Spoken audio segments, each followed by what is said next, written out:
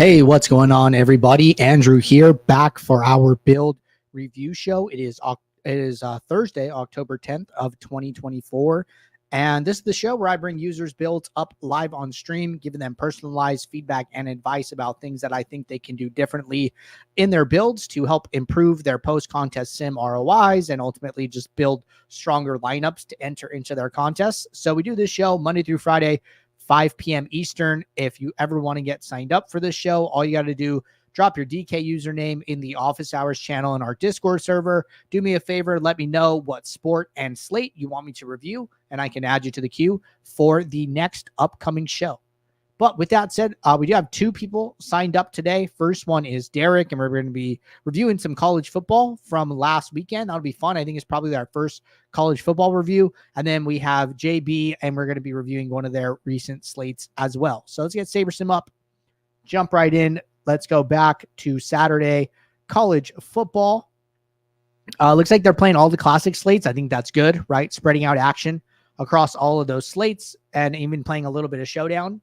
So good stuff there. Let's see. All right, so let's jump over here to the contest tab.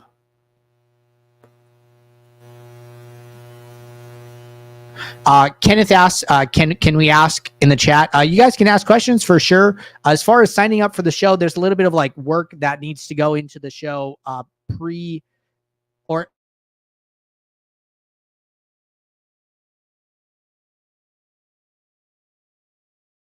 to make that happen. So if you put your name in the office hours channel, I can just add you to the queue for tomorrow's show, and I'll get you tomorrow. All right, so jumping in here to Derek's contest selection, playing the $4.20 max, playing the $1.20 max. These are probably both good contests to play. I would recommend trying to mix in some single entry and 3 max if you can, right? So probably some good contests in here. The Daily Dollar looks like a good one. What else do we got? The $3 3 max, probably a good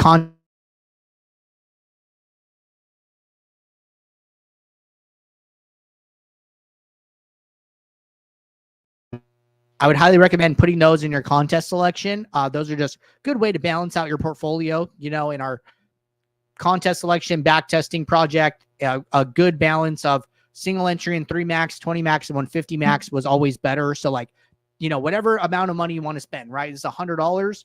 If you're going to play $100, play $25 to $50 in single entry and 3 max, play $50 to $75 and 20 and 150 max, and playing just those contests I listed would get you pretty close, just those contests alone, but nice to have a balance. All right. So with that said, let's jump in here and study the results from one of these. So we'll start with the $4.20 max. Pull this up. All right. Let's go over to users. DK reps is our guy here. So entries 20. So always set this equal to or greater than or equal to the amount that you entered if you entered less. So 20 is the max. So we're going to do our filter for 20. Sort by sim ROI. All right. So good news is that DK is positive sim ROI, right? 20%. Now, there is some room for improvement here because some of the top ROI sets, I would probably say like 70 to like 80% is probably what I would consider like the top end here. There are some outliers, right? These are very, very high kind of outlier lineups here. So something to be aware of. But I say if we can get to like 70 to 80, you're kind of right where you want to be. Now, what do I see here? So your average salary looks good in line with the other users. This is actually really interesting to me that your average dupes is 4 and that you only have 11 unique lineups out of 20 on a 12-game college football slate. Or 14-game college football slate. Now, I'm not actively playing college football, so I don't know how this goes. But if I were reviewing these results and trying to learn things here, I'm actually really, really surprised how common duplication is in college football. This is actually very surprising to me. A 14-game classic slate, I would never imagine that you're going to see sets of lineups with average dupes of 1, average dupes of 2, average dupes of 5, average dupes of 4, right? We see a lot of average dupes here. So this kind of tells me, hey, we need to be accounting for this. You know, we need to be conscious of how many lineups are duplicated and maybe make a little bit of an effort to lower duplication in these lineups. And then the second thing I notice is that your sim average score is a little bit low. You know, a lot of these higher sets, we see one with like 161 or 2, but those kind of seem like more of the exception.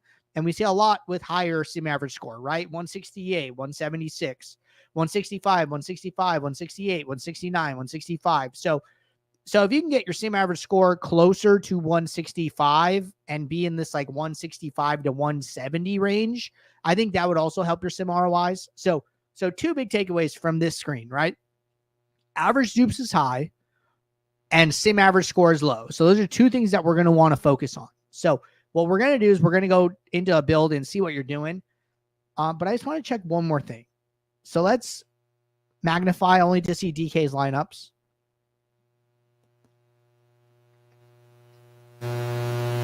And is there a way to change this?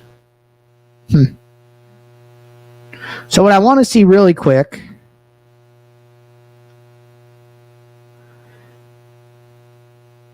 is why some of these lineups are so low. So this is actually really interesting, right?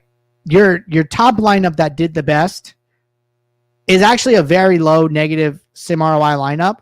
I think it's just because it's so projected so low, like 134 points, right? You have like another one, 134 points, very, very low sim ROI again. Some of these higher sim ROI runs, like 173, 41%, 162, 29, 166, 53, 175, 31. It seems like there are just a few lineups that just the duplication was outrageous. Like the 175 one duped 31 times. The 173 one duped 22 times. And maybe these are just like chalkier type of lineups. Looking at this, right? One thing I'm seeing is that the lineup duped 31 times. This is your highest sum owned lineup, 283%. And then the lineup duped 22 times is 252% sum ownership. So, we could probably do something with sum ownership, some type of sum ownership filter that would account for this and would get this lower, right? So just trying to avoid such insane duplication might be worth it. I don't know, because these lineups are still positive ROI. So that's kind of super interesting. That tells me like the duplication is less important than the projection being higher. Even this 149 one minus 73%. So I think that, in general, you do want to keep duplication down. So I would say some type of sum ownership filter, something to play higher projected lineups. This is where we're going to want to focus our time. And we probably don't even need to use geo mean. We could just use sum ownership and it seems like we'd be okay. I don't.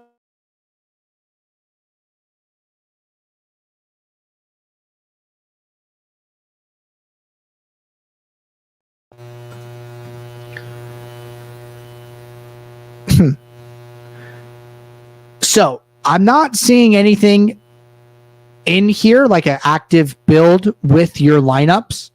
I do think that we learned a lot from this review, right? So let's say I wanted to come in here and, I'm just going to like run some lineups and kind of talk about what I would do differently. So like, I don't know if you were using any like rules or filters or what, because I don't see a build with lineups in here.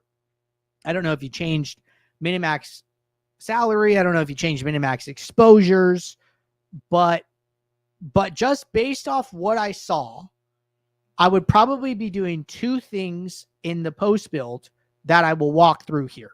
So let's build 500 lineups real quick, and we'll just talk about those two things that I think will go a long way.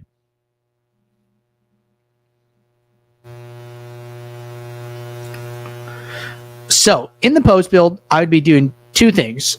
I would come into the filters and I would be doing one that is a projection filter. So say show lineups with a projected score greater than X. And I basically want to just get rid of like the lowest 10 to 20% of lineups. So I'm going to start with like 145. Just kind of guess. Now we had 500 lineups. I'd be wanting to get rid of like 100-ish. But then you just kind of play with this number, right? Until you find that sweet spot. So 142. 142 is good. That would have gotten rid of, two of those lineups that were like 134 projected, that were like negative, 70, negative 80% sim ROI. That's just driving that portfolio down. So this would be one good one to do. And then I would do another one where I would turn this one off because you want to make sure it's having an independent, you want to verify the independent effect it's having. And then you say show lineups with ownership less than, and then you would do something similar, right? So maybe I say ownership less than 300, didn't do anything. Maybe I say ownership less than 270 something, didn't work. 265, not working yet. 250, 230. Wow, cannot believe we're not seeing this. 200, let's try 200. Show lineups, ownership, less than this. Okay, so we had to go all the way down to 150 for this to start working. And we got rid of like 10% here, right? You could stop here. You can keep going. It doesn't have to be 20%. It could be on either side. I'm honestly fine with this 10% adjustment because we're already down at ownership less than 150. And it was the lineups that were like 250, 280 that were getting duped a ton. So like this is probably going to, in it, like by itself, bring your average dupes all the way down to 0, maybe 1. But I would be doing something like this. So the ownership filter, the projection filter, if you add those, I think that's going to help you to increase your sim ROIs significantly. So try those out and let me know how it goes. But good stuff here. All right. Cool. So knocked that one out. First time doing college football. That was fun. And then now we're going to go jump over here and hit the next person. Sam said, I missed office hours. Sadly, if the build review queue isn't extensive, may I ask a question? Sure, man. Shoot. All right. I'll get to it after. We have one more person here, so I will get to it after this one. All right. So next person up is going to be JB. And I don't know what JB's played recently, so let's just go back here. Doesn't look like they played MLB yesterday or Tuesday. Let's go to Monday. Maybe they played NFL. Let's just click one. See if we get lucky. Okay, no. Let's go back to Sunday.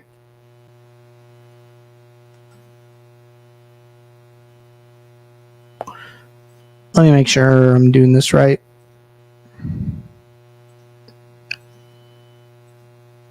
Okay, let's try one more thing here.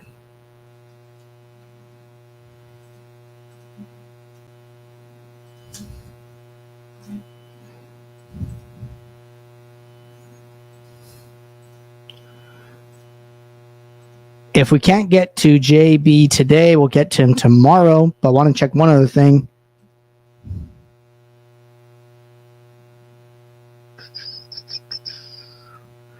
All right. I think we're getting closer here.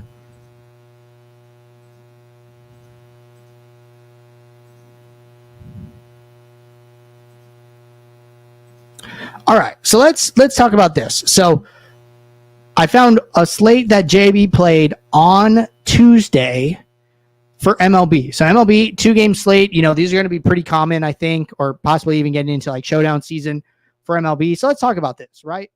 We have a 2-game slate starting here in like less than an hour. So let's go to the contest tab. So playing one entry in the flagship, right? I have to advise against this, right? Just because you can get so many more lineups down with the same amount of money, right? You could come in and you could play 2 dime times for $4. Or, I mean, there are 1, 2, 3, 4 dime times, 5, 6 dime times. You can play 6 dime times and the $1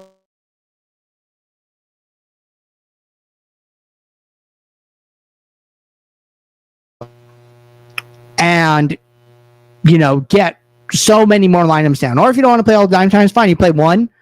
You play the quarter jukebox, right? That's like $7. Daily dollar is $8. $1 3 max, 11. And then you put one entry in the 4-seamer, right? You want something that pays out a little bit more. Put one entry in the 4-seamer, right? That gives you $15, and that's one entry there. That was 4. The daily dollar, $5, 2. Quarter jukebox, 22. The $1 3 max, 25, right? If I did my math right. So this gets you pretty close and it gets you a lot more entries, right? That's going to be a lot better use of your money, because if you just think about this, right? You're putting one entry into this contest. Cashing rate is 20%. So that means on average, you should cash 1 in 5 times. If you play this game 5 times and you have one entry, you should cash once. You can play Monday, Tuesday, Wednesday, Thursday, Friday. Your average expectation is that you do not win 4 of those days. Like, you got to think about that, right? And it's cool to chase big prizes, but putting one entry in like a very, very tough contest is not the best use of your money, especially when all players in the lobby have access to that contest. And like, you could go a step further, be like, okay, if I go to users, I want to see people max entering this contest, right? There are 1, 2, 3, 4, 5, 6, 7, 8, 9, 10, 11, 12, 13, 14, 15, 16, 17, 18, 19, 20, 21, 22 people max entering this contest, right? That is 22 times 150, 3,300. So like, okay, then you do 11,764 divided by 3,300. Oh, I did that backwards. 3,300 divided by 11,764. So about almost 30% of the field is taken up by people that are maxing out this contest. And that's a lot, right? So it's just a tough contest to beat, putting in one entry. If you're going to do that, you should basically expect to lose more than you're going to win. But I'll get off my soapbox there. Turn off this filter. Now let's talk about your actual lineup. So for people entering one lineup, higher sim ROIs are in like the 80 to 90 range, and we're at negative 35%. So there is something that we can do just to, hey, if I'm going to play one lineup, I can play a stronger lineup. And I think the first thing I'm noticing right out of the gate here is that this lineup is just heavily duplicated, right? 9 other people played this lineup, which doesn't bode well for you in like a classic slate. So if we're going to play this, we want to make sure we're playing a unique lineup, right? So uniqueness and then sim average score, I think, are 2 things that we need to focus on here. So playing a higher sim average score lineup, playing lower dupes, kind of like we talked about for college football. The good news is they're swapping, right? Like, hey, they did come in here. They did run a swap. That's good. But let's go to this build 1, see what they're doing.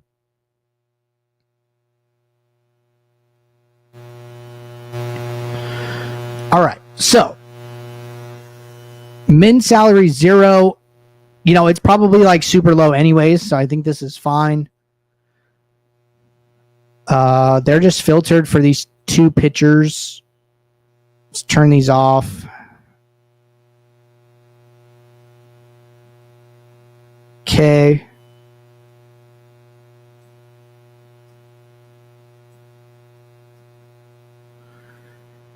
No min or max exposures. Saber score, no rules, no lineup filters. No other like major adjustments here that like I'm really seeing. I think I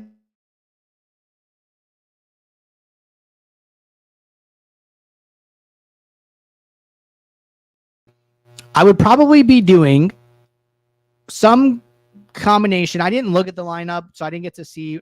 I don't remember like what the sum ownership and stuff was, but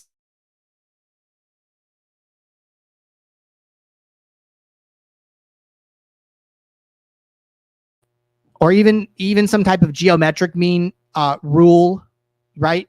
Because they're on starter. So I would do a rule, right? I would come in there and I'd be like, okay, hey, I want to play a unique lineup. So then when I want to try and play a unique lineup, I'll usually do the formula at 2 divided by 11, 7, 6, 4, which is the entries in the contest, to the power of 1 divided by 10. 1, 2, 3, 4, 5, 6, 7, 8, 9, 10. 1 divided by 10. So 41.9, right? Or like 42 if you round up. So then I would go and set a rule. And I would say rule type aggregate, my own geometric mean, no more than 42. And I would just have this before I build my lineups and then build my lineups. That way I'm accounting for geo mean here.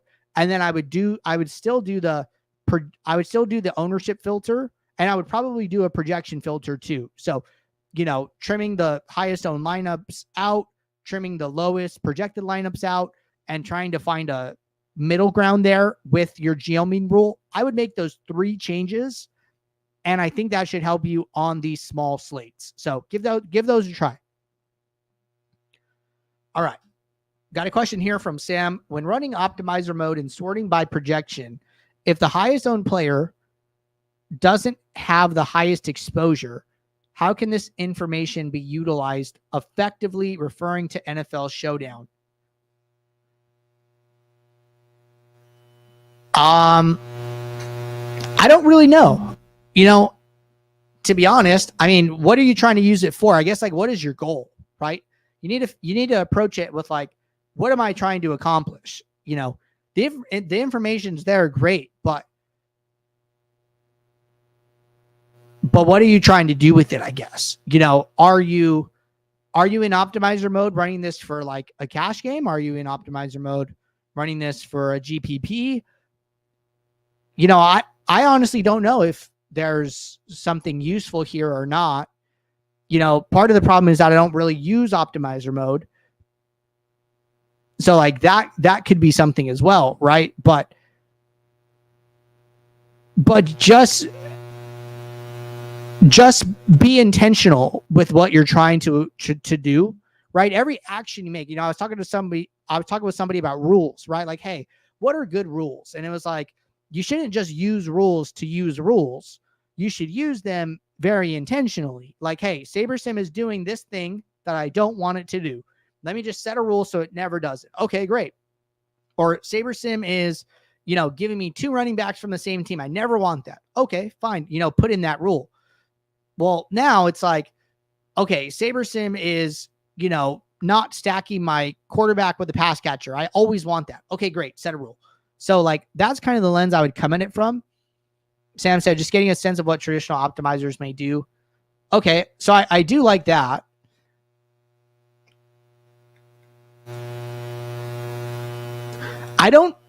So I don't think your highest owned player has to have the highest exposure in the captain or wherever you're looking. I think it's just good. I like to use it for like combinational stuff, right? So like say I'm in here and like I run a cash build for like NFL Showdown, right? I always remember this one example. It was like the cash construction in the NBA playoffs was Nikola Jokic captain and then like a Jeff Green pay down.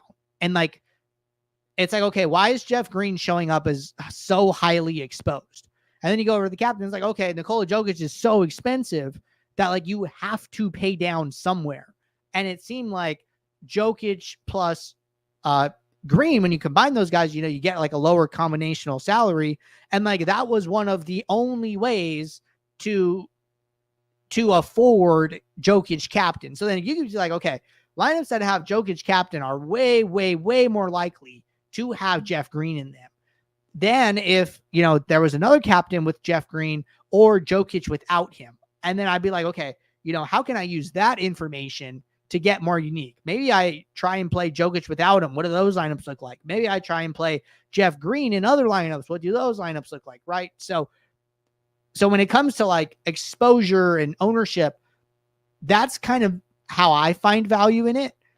I maybe just have not thought enough or tried to solve the problem that you're talking about of the highest owned, flex isn't the highest exposed. I don't really know what you do with that information. I don't think they're going to come in way lower if that's like kind of what you're alluding to, but that's probably the best answer I have at the moment. All right. Crazy said, if you don't mind, what percentage of the 2.2 to 5% of your bankroll would you use on satellites if you're a satellite player?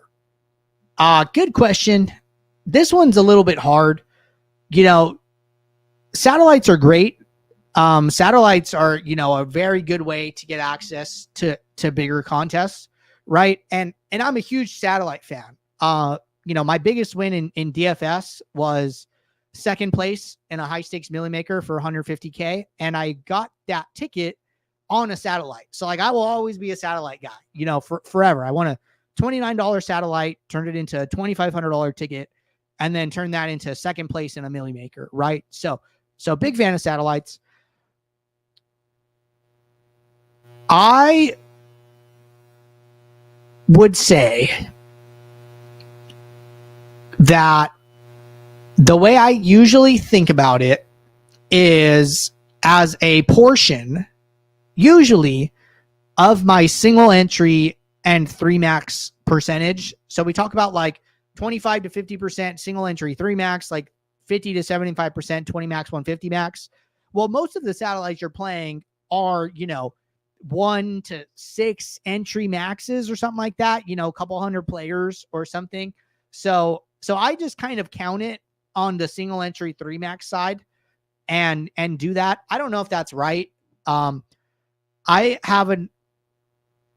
prefer to mostly play GPPs before playing satellites. Like, hey, I'm going to play all my good action in the GPPs first and then play satellites if they're available. Unless like all satellite overlay hunt as a slate approaches.